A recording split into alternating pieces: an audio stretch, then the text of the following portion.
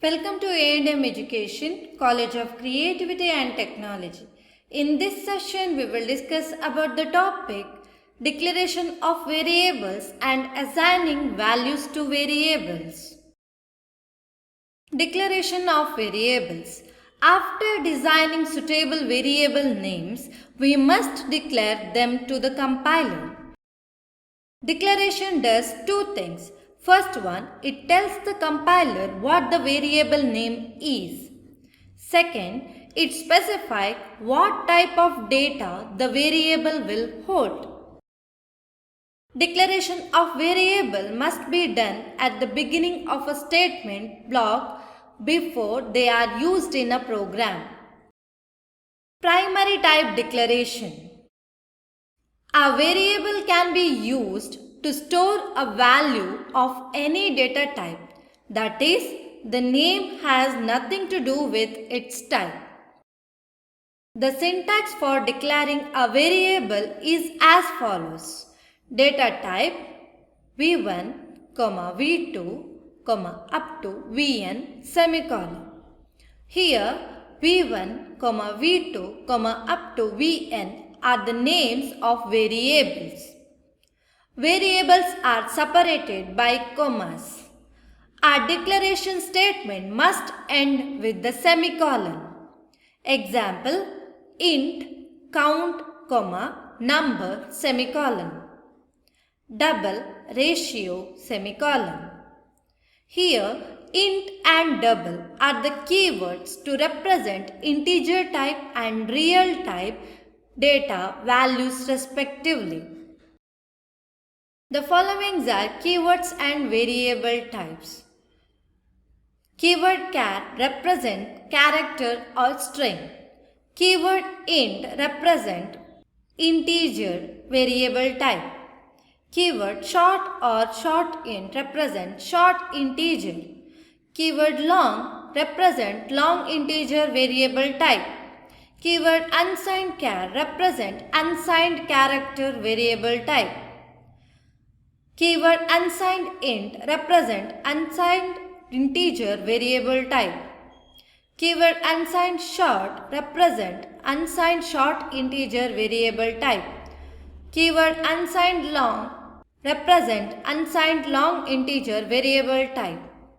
Keyword float represent single precision floating point, that is accurate to 7 digits variable type. Keyword double represent double precision floating point, that is accurate to 15 digits variable type. User-defined type declarations. C supports a feature known as type definition that allows user to define an identifier that would represent an existing data type. The user-defined data type identifier can later be used to declare variables. It takes the general form typedef type identifier semicolon, where type refers to an existing data type and identifier refers to the new name given to the data type. The existing data type may belong to any class of type, including the user-defined ones. Remember that the new type is new only in name, but not the data type. Typedef cannot create a new type. Example, typedef int units semicolon. The main advantage of typedef is that we can create meaningful data type names for increasing the readability of the program. Another user-defined data type is enumerated data type provided by ANSI standard. It is defined as follows: enum identifier flower brackets value 1, value 2, up to value n flower bracket close semicolon. The identifier is a user-defined enumerated data type which can be used to declare variables that can have one of the values enclosed within the braces known as enumeration constants. After this definition, we can declare variables to be of this new type as follows. Enum identifier v1, v2, up to vn semicolon.